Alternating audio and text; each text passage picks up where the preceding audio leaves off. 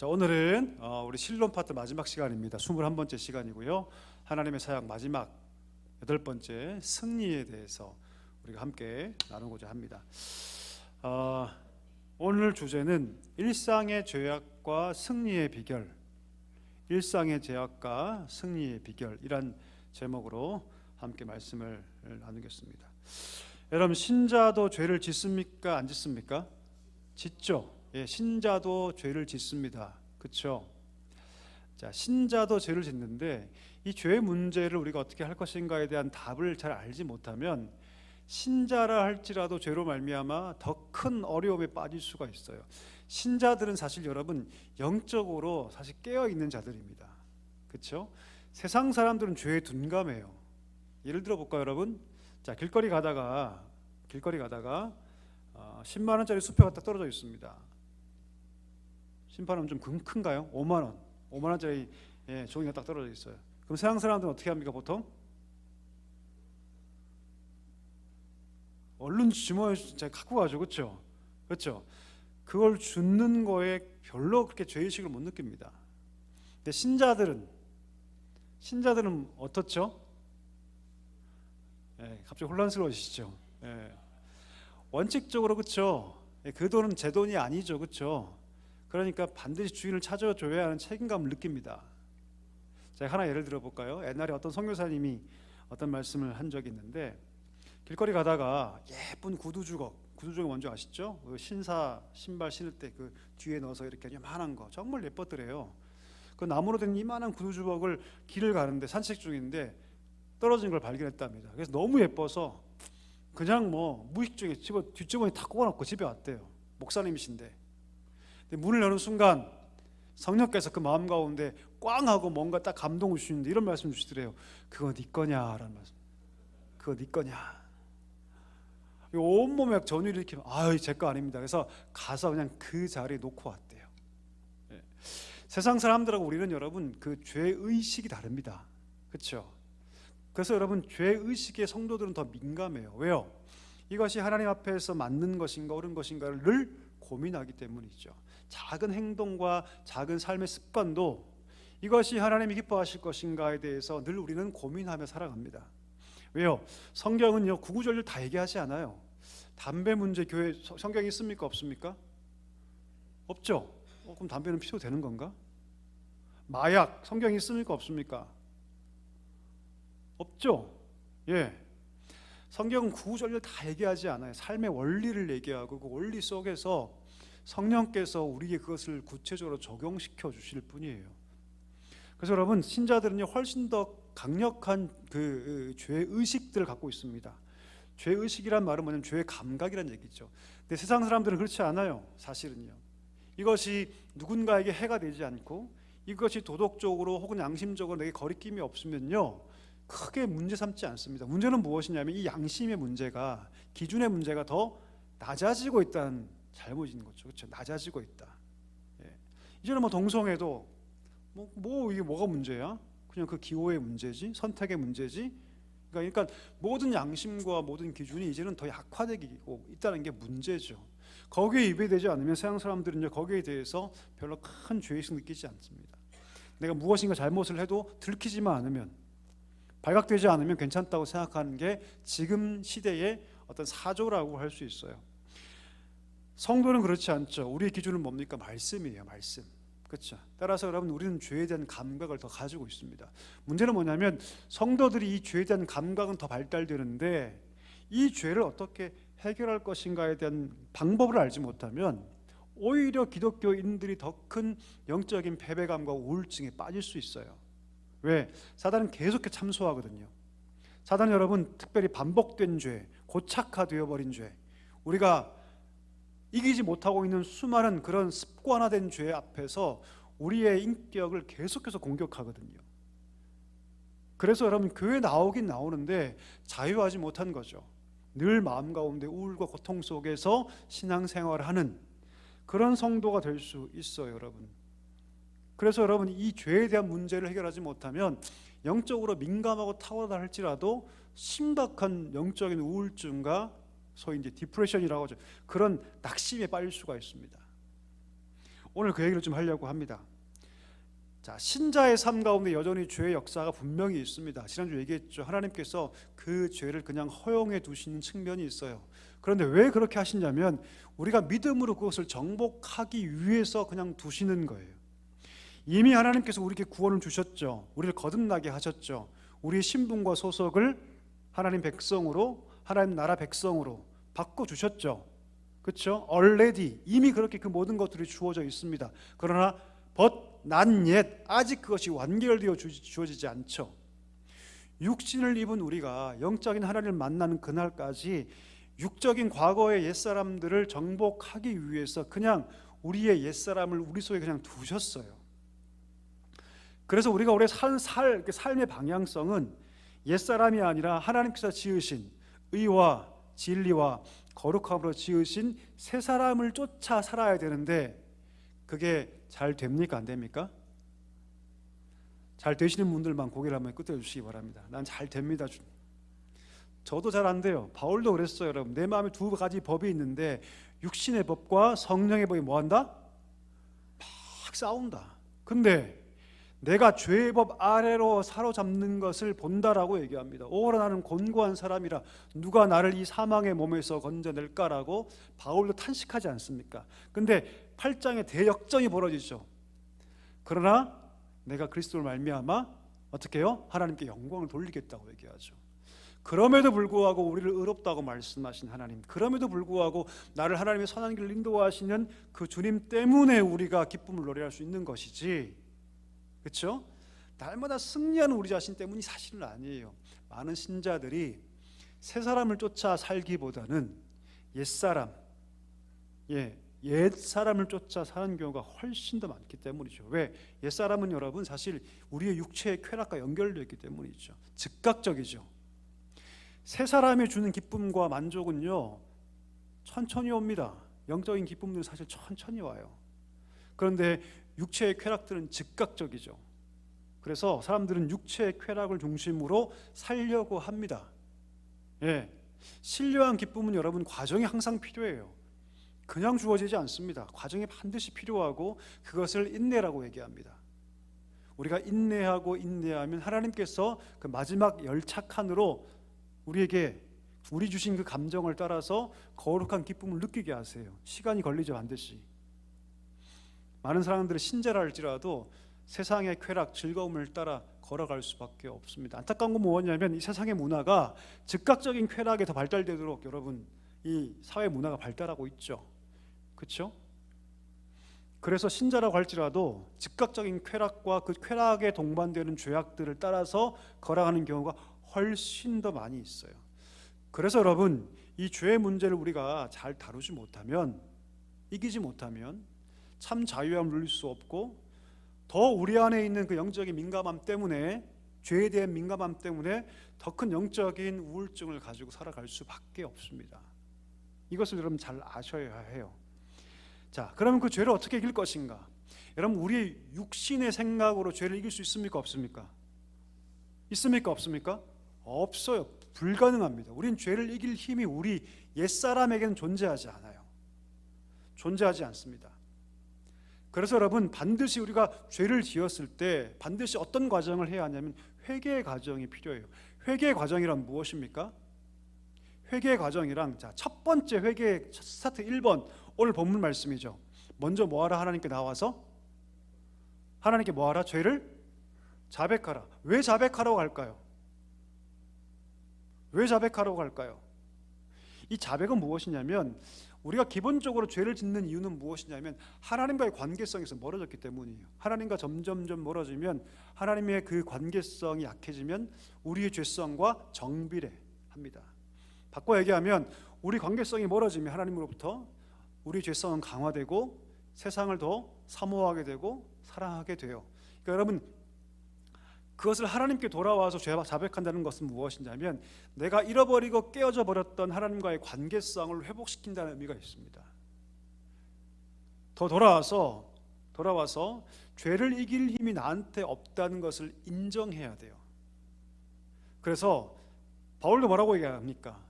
우리가 육체의 소욕, 성령의 소욕이 있는데 뭘 따라가야 한다? 성령의 소욕을 따라가야 한다라고 얘기합니다. 성령의 소욕을 따라가는 것이 결국은 죄를 이길 힘이다 라고 얘기를 해요. 성령께서 우리 가운데 소욕, 바라는 바, 성령의 능력도 주시면서 그것을 따라 움직이면, 순종의 삶을 따라 움직이면 결국 그것이 무엇이다? 죄를 이기는 길이 된다라고 얘기를 하고 있는 거죠. 그래서 그럼 죄를 이길 유일한 방법은 무엇이냐면, 먼저 하나님께 돌아오는 것, 하나님과의 관계를 회복하는 것. 두 번째, 내 안에 죄를 이길 힘이 도무지 없다는 사실을 정직하게 고백하고, 내 안에 계신 성령께서 말씀을 통해서 내게 주시는 그 바라는 바, 그 앞에 철저하게 순종하며 걸어가는 것. 이것이 무엇이냐면 승리의 비결입니다. 많은 자들이 여러분 회개를 감정적으로 생각해요. 감정적으로 울고 나면 하나님 죄송합니다 막 그러면서 가슴을 치며 울면 좀 시원하죠, 그렇죠, 속이. 그런데 그거로는 절대 회개가 되지 않습니다. 회개는 여러분 정복하는 거예요. 내가 과거에 특별히 죄가 고착화되어 있을 때, 고착화되어 있을 때 그 죄를 이기려면 여러분 감정으로 끝나서는 절대 되지 않습니다. 여러분 구약의 이스라엘 백성들이 가나안 땅을 정복하게 가잖아요, 그렇죠? 계속 실패하거든요. 넘어지고 실패할 때 그들이 만약에 자기의 그 약함과 죄악 때문에 넘어진 그 상태에서 우는 것으로 끝났다면 절대로 그 땅을 정복할 수 없습니다. 하나님께서 계속해서 정복하라고 우리를 부추기시죠. 격려하시죠. 그러면 하나님, 내가 과거 어제까지는 실패했지만 내가 오늘은 하나님께서 나와 함께 하시고 이끄시니 가서 저 땅을 정복하겠습니다 라고 정복하는 거예요. 오래될수록 더 열심히 해야 합니다. 반복된 죄악일수록 더 집중해서 해야 한다는 것이죠. 회개는 여러분 어디까지 가냐면 의지의 영역까지 가야 됩니다. 감정의 영역을 뛰어넘어서 어디까지? 의지의 영역까지.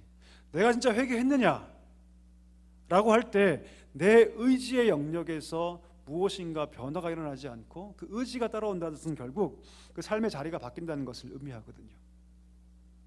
사단은 여러분 굉장히 간교해서 죄를 우리 가운데 습관화시킵니다. 습관화. 죄는 습관화돼요, 여러분. 한 번 지은 것으로 사단은 만족하지 않습니다. 사단은 결코 한 번 지은 것으로 만족하지 않습니다. 계속해서 죄를 여러분 우리 가운데 고착화시켜요. 딱딱하게 굳게 만듭니다. 여러분 우리 쓰레기 같은 거 집에 있으시면 쓰레기가 여러분 그냥 처음 그대로 있던가요? 아니죠, 그렇죠? 시간이 일수록 어떻게 돼요? 더 악화되죠. 쓰레기는 악화됩니다. 결국 더 이상 지워지지 않을 정도까지 악화돼요. 이게 쓰레기의 특징이죠. 죄와 쓰레기는 똑같습니다, 여러분. 자, 그럼 여러분 가장 빨리 그 더러운 걸 제거할 때는 언제일까요? 여러분 설거지 하시고 밥 먹고 난 다음에 언제 제일 설거지가 잘 됩니까? 3일 지나면 잘 될까요? 일주일 지나면 그 설거지가 잘 될까요, 여러분? 밥 먹고 바로 하면 여러분 밥풀도 잘 떨어집니다. 근데 만약에 일주일 동안 그 밥그릇 그냥 뒀다고 생각해 보십시오. 그러면 어떻게 될까요? 겁나게 힘듭니다. 겁나게. 정말로 힘들어요. 밥풀 하나 떼는 것도 보통 힘이 들어가는 게 아닙니다. 여러분 죄가 그 똑같아요. 고착화된 죄일수록 어떻게 해요? 더욱더 집중해야 합니다. 더욱더 민감해져야 돼요. 더욱더 간절하게 하나님께 매달려야 한다는 것이죠. 고착화된 죄일수록. 근데 보통의 여러분 죄악들은 다 고착화되어 있습니다. 사단은 한 번 우리가 넘어진 걸로 그냥 두지 않아요. 오호, 요놈이 넘어졌다고? 죄를 지었다고? 계속해서 그 죄로 말미암는 달콤한 쾌락들을 보여주고 계속해서 뭐하라? 죄 지으라고 얘기를 하죠. 그래서 그 죄를 우리 가운데 딱딱하게 고착화시킵니다. 제일 좋은 건 여러분 죄를 지을 바로 그때 하나님께 바로 뭐하는 거? 뭐하는 거? 회개하는 게 가장 좋습니다. 가장. 그게 제일 좋아요, 여러분. 근데 보통 그렇게 안 하죠. 못 하죠. 자, 죄를 이길 힘은 우리 가운데 없습니다. 반드시 회개해야 합니다. 회개는 어디까지? 우리의 의지의 영역까지 가야 됩니다. 감정이 아니라 어디까지? 의지의 영역까지. 자, 두 번째, 유혹. 자, 유혹을 이길 비결은 무엇이냐면 뭘 묵상하라? 자, 말씀 한번 같이 읽어보겠습니다. 화면 보시고 같이 읽어보겠습니다. 시작. 그러나 이 모든 일에 우리를 사랑하시는 이로 말미암아 넉넉해기니라. 아멘. 아멘이시죠? 자, 물어보겠습니다. 유혹을 받는 것은 죄입니까? 죄가 아닙니까? 내가 유혹을 받고 있어요. 그럼 그게 죄입니까? 아닙니까? 자, 유혹을 받는 건 죄가 아니에요, 사실요. 예, 죄가 아니에요. 진짜 맛있는 막 음식이 막 옆에 있어요. 너무 먹고 싶다. 이 생각하는 거야 사실 여러분 죄라고 볼 수 없습니다. 문제는 무엇이냐면 그것을 탐하고 의지적인 영역에서 그것을 내가 먹기 시작할 때 그때 비로소 죄가 시작되죠. 그렇죠? 우리 예수님 유혹 받으셨죠? 광야에서 3번이나 여러분 시험을 받으십니다. 유혹을 받으시죠. 그렇죠? 그때 뭐 하십니까? 말씀으로 물리치시죠. 말씀으로. 그러니까 여러분 유혹이 올 때 어떻게 우리가 그것을 이겨야 하는가? 예수님의 십자가를 묵상하면 됩니다. 가장 가까이 있던 베드로가 예수님께 뭐라고 합니까? 예수님 절대로 십자가 지시면 안 됩니다. 그렇죠? 그때 예수님 뭐라 말씀하셨어요? 사탄아 내 뒤로 물러가라. 넌 나를 넘어지게 한다. 완전히 물리치셨죠. 결국 그분이 그 십자가에서 완전한 승리를 하셨습니다. 예수님은 여러분 아무것도 없는 무균무실에서 십자가 걸어가신 것이 아니에요. 수많은 유혹과 시험 앞에서 당당하게 걸어가셨다라는 것이죠. 그러니까 여러분 예수님께서 걸어가신 삶을 깊이 묵상하고 바라보면요, 유혹이 있을 때 여러분 그것을 이길 수가 있습니다. 하나 더, 여러분 유혹의 자리는 보통 삶이 반복돼요. 여러분 우리 삶의 일상이 복잡다단하지 않죠? 그렇죠? 거의 같은 삶을 살지 않습니까? 그렇죠? 그러면 유혹의 자리가 정해져 있어요. 내게 유혹하는 사람들이 정해져 있습니다. 그때 우리가 어떻게 해야 할까요? 그 유혹의 자리를 떠나는 것입니다. 그게 제일 중요해요. 그 자리에 머물러 있으면서 그 유혹을 이기겠다? 불가능해요. 예를 들어 볼까요? 빵을 너무 좋아해가지고 살이 이렇게 찐 사람이 있어요. 내가 살 빼야지. 내가 살 뺄 거야 진짜. 그러면서 여전히 빵집 앞을 지나가요. 내가 빵집 앞은 지나가고 냄새는 맡아도 나는 절대로 빵을 먹지 않을 것이다. 될까요? 안 될까요? 자, 한두 번은 그냥 할 수 있겠죠. 냄새가 너무 좋은 거죠. 그렇죠? 그러면 좋다. 내가 빵집에 들어가긴 들어가도 집지는 않을 거다. 그래서 들어가요. 들어가면 하면 되지 뭐. 간접 경험들. 좋다. 될까요? 안 될까요, 여러분? 좋아. 내가 빵은 사긴 사도 집에 가서 먹진 않을 거야. 자, 그 사람 먹을까 안 먹을까 여러분? 무조건 먹습니다. 무조건 먹어요, 여러분. 안 먹을 수가 없어요. 내 죄의 환경은 여러분 고착화되어 있는 죄들은요 이미 그건 내 삶에 습관화되어 있고 환경화되어 있습니다. 그 환경이 내 주위에 깔려 있어요. 특별히 어떤 특정한 사람 만났을 때 내가 그 죄에 빠질 때 그 사람을 내쳐야 합니다. 끊어야 해요, 여러분. 아무리 오래되어 있어도 물론 그 사람이 바뀌도록 권면하고 하면 제일 좋죠. 근데 사람이 잘 바뀝니까? 안 바뀝니까? 안 바뀌어요, 절대로. 절대로. 또 그가 신자가 아닐 경우는 더 어렵습니다. 더 어려워요. 그래서 여러분 죄의 환경에서 떠나는 게 굉장히 중요합니다. 요셉 보십시오. 보디발 아내가 유혹하죠. 그렇죠? 그 당시 여러분 군대 장관 아닙니까? 보디발. 보통 권력자들의 아내들은 이쁩니까? 안 이쁩니까? 여러분이 권력이 있어요. 그럼 예쁜 부인을 얻겠어요? 안 얻겠어요, 여러분? 저라면 얻을 것 같아요. 내가 막 수십억 대 갚고 뭐 그러면 여러분 그렇죠? 보통 보디발의 아내는 굉장히 미인이었을 가능성이 굉장히 높습니다. 나중에 막 동침하자고 막 옷을 잡아 당기죠. 여러분 요셉이 어떻게 합니까? 옷을 벗고 가버려요. 도망가 버립니다. 옷을 벗고 그 환경을 떠나버리죠. 이거 왜 이러십니까? 왜 이러십니까? 저는 그렇게 하지 않아요, 여러분. 벗고 가버립니다. 옷을 그냥 놔두고 떠나버려요. 그 환경을 떠나버리죠. 그래서 여러분 이 유혹의 자리를 떠나는 것이 굉장히 중요합니다. 환경과 삶을 바꾸는 거죠. 만약 우리 자녀가 계속해서 그러한 죄 가운데 거한다면 어떻게 해요? 그 환경을 바꿔줘야 돼요. 그 스케줄을 바꿔줘야 됩니다. 굉장히 중요하죠. 그래서 선한 일을 추구할 수 있는 환경을 만들어주는 거 너무너무 좋습니다. 우리 큰딸이 여러분 저 역삼동에 살다가 여기 왔잖아요. 그렇죠? 대시통에 왔잖아요. 근처로. 공부를 더 열심히 합니다. 그런 말 자주 하거든요. 저희 아내하고도. 만약 우리 딸이 여기 안 왔으면 공부를 했을까? 했을까 안 했을까 여러분? 안 했을 것을 저는 확신합니다. 안 했을 것을 확신해요. 아침마다 머리 한다고 난리를 쳤을 거고, 아침마다 멋지게 바른다고 아마 난리를 쳤을 거예요. 지금은 그거 1도 하지 않습니다. 오히려 저희들이 야 머리 좀 감아라 제발, 그 정도예요. 여러분, 화장품 화자도 꺼내지 않습니다. 거의. 환경이 중요하기 때문이죠. 신자도 똑같습니다. 여러분, 하나님께서 환경을 바꾸라고 말씀하신다는 것이죠. 예, 환경을 바꾸는 건 굉장히 중요합니다. 죄의 환경을 스스로 바꿔야 합니다. 구속이 뭡니까 여러분? 바꾸는 거죠. 예, 그 자리를 변화시키는 겁니다.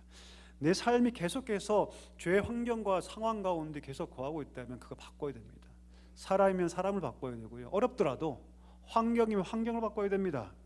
그러지 않고선 계속해서 그 유혹이 찾아오기 때문이죠. 자, 우리 어제 야고보서 하면서 이 말씀 다뤘는데요, 잠깐 우리 짚고 넘어가겠습니다. 자, 성경에 나오는 시험이라는 단어가 몇 가지 의미가 있죠. 첫 번째 유혹은 여러분 죄와 관련되어 있습니다. 그렇죠? 이것은 주체가 누굽니까? 하나님입니까? 아니죠. 그렇죠? 누가 주체입니까? 사단이 주체입니다. 왜? 그 목적이 뭡니까? 죄에 빠뜨려서 죄에 고착화시키고 성도라 할지라도 은혜의 기쁨, 의의 기쁨을 다 잊어버리고 죄인처럼 살게 하기 위한 것이 목적이에요, 여러분. 두 번째, 세 번째는 사실 뭐 같은 의미일 수도 있고 구분해 설명할 수도 있습니다. 테스트. 하나님께서 아브라함에게 그렇죠, 100세 낳은 아들을 뭐하라? 모리아 산에서 뭐하라? 바치라. 이 뭡니까 여러분? 유혹이에요? 아니죠. 테스트. 신앙을 확인시킵니다. 자, 그럼 왜 테스트가 하나님까요? 왜 테스트할까요? 예, 그 테스트를 통과하면요, 뭘 주십니까? 하나님 더 큰 은혜와 복을 주세요. 더 큰 은혜와. 그렇죠? 우리가 집에 가면 여러분 무거운 거 올려올 때 과연 이거 버틸 수 있나라고 한번 흔들어 보죠. 그렇죠? 내가 무거운 걸 올리고 싶은데, 그렇죠? 탁자가 이 버틸 수 있나라고 한번 확인해 보죠. 똑같은 거 여러분, 하나님께서 그렇게 테스트를 통해서 우리를 확인시키시고 그 테스트를 믿음으로 잘 통과하는 자에게 하나님께 더 큰 은혜와 복을, 왜? 감당할 수 있으니까. 그가 그렇게 주어지면 그것을 통해서 그가 더 하나님을 영화롭게 할 수 있으니까 하나님 주시는 거죠. 세 번째, 연단의 목적이 있습니다. 연단은 뭡니까? 우리를 정화시키고 보다 가치 있고 존귀한 자로 성장시키는 거예요. 이게 연단이죠. 2번과 3번 하나님이 하시는데 1번은 마귀가 하는 겁니다. 사탄이 하는 거. 목적이 다르죠. 그렇죠? 2번과 3번은 하나님의 은혜의 목적, 성장의 목적이 있고, 1번은 우리를 죄에 빠뜨려서 우리를 멸망하게 하는 것, 이것이 목적입니다. 자, 세 번째 고난. 아까 처음에 우리 죄에 대한 얘기를 했죠. 두 번째 유혹에 대한 얘기를 했습니다. 마지막 세 번째 고난. 우리 인생 가운데 고난이 있습니까? 없습니까? 있죠. 신자라 할지라도 하나님께서 고난을 주세요. 자, 고난에 대한 잘못된 태도 세 개가 있습니다. 우리 한번 읽어볼까요? 1, 2, 3번 시작. 고난은 죄를 지었기 때문에 온다. 항상 그럴까요 여러분? 아니죠. 예, 하나님이 일부러 주실 때도 있어요. 죄와 상관없이. 2번 읽어보겠습니다. 고난은 신앙생활을 잘하면 오지 않는다. 그럴까요 여러분? 아니죠. 신앙생활을 열심히 해도 하나님께서 우리 신앙을 업그레이드하기 위해서 일부러 주실 때가 있어요. 분명히 있습니다. 마지막 세 번째, 고난은 틀렸죠. 예, 욥의 세 친구가 딱 이런 관점을 갖고 있었어요. 야 욥아, 네가 스스로 의롭다고 얘기했는데 너 분명히 너도 알지 못하는 죄가 있다. 하나님께 회개해라. 이거 다 그 결과일 뿐이다. 욥의 세 친구가 딱 이런 관점을 가지고 있었죠. 그렇죠? 인과 응보의 관점. 그렇지 않다는 거예요. 하나님 때로는 고난을 선하게 사용하십니다. 예, 이거는 맹목적인 잘못된 치우친 그런 태도라고 할 수 있습니다. 자, 그러면 바른 태도는 뭡니까? 우리 한번 읽어볼까요? 쭉 읽어보겠습니다. 나를 온전케 하시는 하나님의 방법. 고난은 신자의 특권. 현재의 고난보다 장차 올 영광이 큼. 소망에 이르는 유일한 길. 고난은 영광이 오면 사라진다. 여러분 믿으시죠? 예, 고난은 하나님의 방법입니다. 하나님께서 신자들을요 고난으로 때로는 인도하세요. 왜요? 왜 그럴까요? 고난 가운데 비로소 우리 신앙이 깨어지고, 고난 가운데 비로소 우리가 하나님 찾게 되고, 고난 가운데 비로소 우리 신앙이 성장하기 때문입니다. 성장. 그래서 어린아이들 성장통이라고 하죠. 그렇죠? 성장통. 통증이라고 얘기하지 않습니까? 여러분, 우리 삶이 아무런 문제가 없고 아무런 기도거리가 없으면 성장할까요? 절대 성장하지 않습니다. 절대로. 하나님께서 일부러 때로는 고난을 주세요. 그리고 우리를 성장하게 하십니다. 온전하게 하셔서 우리 야고보서 말씀처럼 조금도 부족함 없게 하기 위해서 하나님이 고난을 쓰신다는 거죠. 그래서 하나님의 방법이 됩니다. 두 번째, 고난에 참여하는 것은 누구의 특권이다? 신자의 특권입니다. 이 고난은 여러분 죄의 결과가 절대 아니에요. 오해하시면 안 됩니다. 이 고난은 죄의 결과가 아니에요, 여러분. 그렇죠? 이 고난은 신자로서 우리 예수님 지신 그 십자가 그대로 내가 지고 내게 맡겨주신 그 십자가를 지고 걸어가는 길을 의미해요.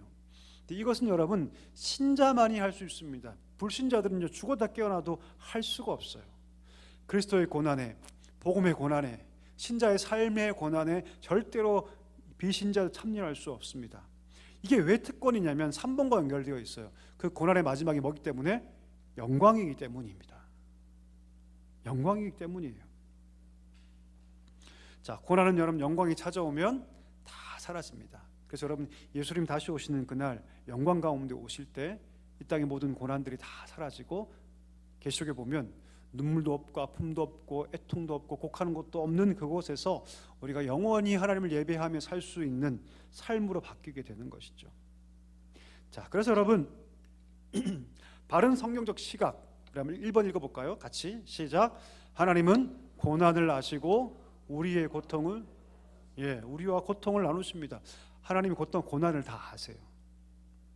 그래서 여러분 히브리서에 보면 옛날 번역으로 우리 예수님이 우리의 고통을 뭐 하신다? 체휼하신다. 체휼하신다라는 표현이 나오죠. 체휼이 뭡니까? 우리가 느꼈던 육체적 모든 아픔과 고통과 배고픔과 모든 고난을 예수님이 다 경험했기 때문에 우리를 이해하고 우리를 충분히 아실 때 몸으로 그것을 아신다는 뜻이에요. 몸으로. 예수님은 우리 모든 고통을 다 아십니다. 이것을 여러분 꼭 기억해야 합니다. 우리가 고난을 당할 때, 우리가 아파할 때, 고통당할 때 하나님이 그 고난을 분명히 알고 계신다는 것을 알아야 합니다. 우리 두 번째 읽어볼까요? 시작. 십자가에서 직접 고난을 당하셨습니다.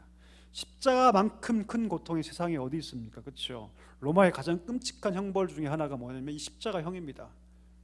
한 번에 죽이지 않고 짧게는 하루, 길게는 5일에서 7일까지 그렇게 서서히 죽게 하는 고통이 바로 십자가의 고통이라고 할 수 있죠. 예수님께서 그 몸의 고통을 다 아셨기 때문에 우리의 고난을 충분히 체휼하십니다. 이것을 우리가 알아야 한다는 것이죠. 세 번째 읽어보겠습니다. 시작. 예수님은 부활하심으로 소망을 잃지 않고 영광을 바라볼 수 있습니다. 예수님의 부활 사건은요, 고난당한 우리가 마지막 어떻게 될 것인가에 대한 예표적 사건이에요. 여러분 이제 곧 머지않아 이제 열매가 열릴 텐데, 자, 첫 과일이 딱 열리면 우리가 뭘 기대합니까? 다음 과일도 풍성하게 맺히겠구나를 기대하죠. 아침에 보니까 우리 미도 바다 안에 벚꽃이 아주 약하게 피었더라고요. 보셨습니까? 우리가 뭘 기대합니까? 이제 그러면 머지않아 벚꽃이 만발하겠구나를 기대하죠. 우리 예수님이 그렇게 우리의 첫 열매가 되셨어요. 첫 열매란 것은 무엇이냐면 우리도 예수님처럼 그렇게 비록 지금은 고난 가운데 있지만 어떻게 해요? 그 부활의 영광을 누릴 것이라는 것을 우리가 짐작하게 만들죠. 이것이 우리의 소망입니다. 이것이 우리 소망이에요. 그래서 여러분 고난 가운데 있을 때는요, 예수님의 부활 사건을 묵상해야 합니다. 우리도 그렇게 예수님처럼 그 부활의 영광을 누리겠구나. 그것을 기억해야 한다는 것이죠. 4번 읽어보겠습니다. 사랑과 고난은 동전의 양면 같다. 하나님께서 사랑하는 자에게 뭘 주신다? 고난을 주신 경우가 훨씬 더 많습니다. 사랑하는 자에게. 왜요? 고난이 유익이 되기 때문이죠. 고난이 유익이 때문입니다. 욥을 볼까? 욥이 얼마나 의로운 자였습니까? 그렇죠?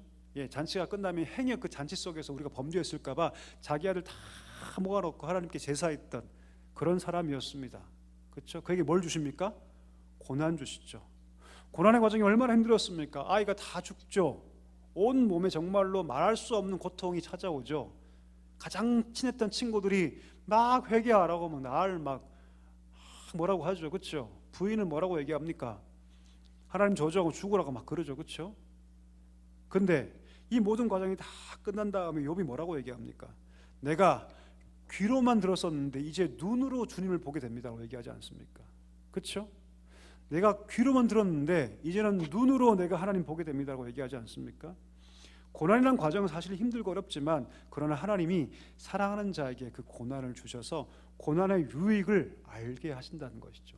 힘들고 어렵지만 그 고난을 인내함으로 잘 감당할 때 하나님께서 그 고난을 통해서 하나님의 사랑도 깨닫게 하십니다. 자, 고난의 유익 제가 읽어보겠습니다.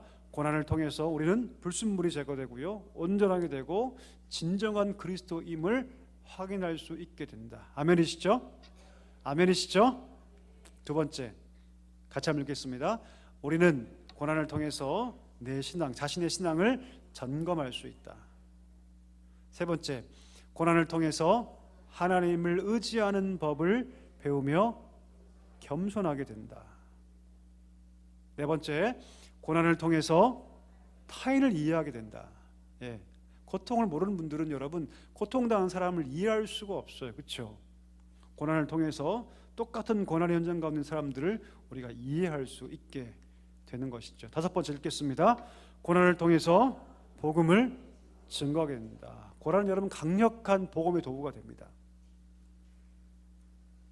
자, 여섯 번째 읽겠습니다.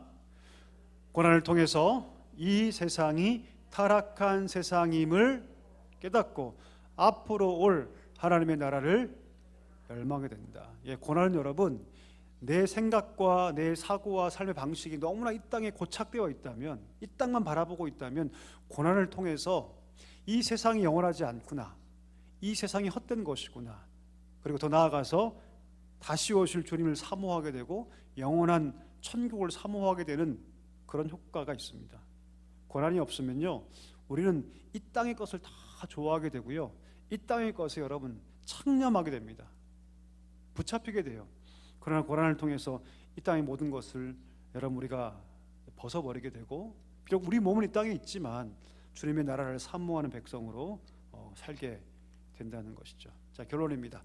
우리 같이 한번 읽어볼까요? 시작. 결국 하나님의 사랑은 그리스도의 고난을 통해서 나타나며 교회는 그 고난을 통해 생겨났고 그리스도 고난의 연장이다. 우리는 하나님의 고난받는 백성으로 부름을 받았다. 그러므로 우리는 마지막에 있을 부활하신 그리스도의 영광에 참여하기 전에 먼저 그 고난에 참여해야 한다. 여러분 아멘할 수 있기를 소망합니다. 그래서 여러분 우리가 걸어가야 할 길을 예수님께서 자기 십자가라고 얘기하셨어요. 자기 십자가. 십자가는 뭡니까? 고난이죠. 그렇죠? 그런데 그 고난을 감내한 자들에게 하나님께서 영광을 약속하십니다. 이것을 바라보는 것이 우리 삶이라고 할 수 있습니다. 자, 어떻게 대해야 할까요? 성경은 뭐라고 얘기합니까? 기뻐하라. 기뻐하라. 어제 우리 야고보서 말씀 함께 배웠죠? 즐거워하라. 기뻐하라 라고 얘기를 합니다. 자, 결론입니다. 우리 말씀 같이 한번 읽어볼까요? 시작. 사람이 감당할 시험 밖에는 너희가 당한 것이 없나니 오직 하나님은 미쁘사 너희가 감당하지 못할 시험 당함을 허락하지 아니하시고 시험 당할 즈음에 또한 피할 길을 내사 너희로 능히 감당하게 하시느니라. 아멘. 이 시험이 아까 얘기했던 테스트가 될 수도 있고요, 이 시험이 여러분 연단일 수도 있습니다. 어떤 거든 하나님 어떻게 하신다? 피할 길을 주신다. 감당할 만한 것을 주신다. 능히 감당하게 하신다. 이 사실을 여러분 꼭 기억할 수 있게 되기를 간절히 소망합니다.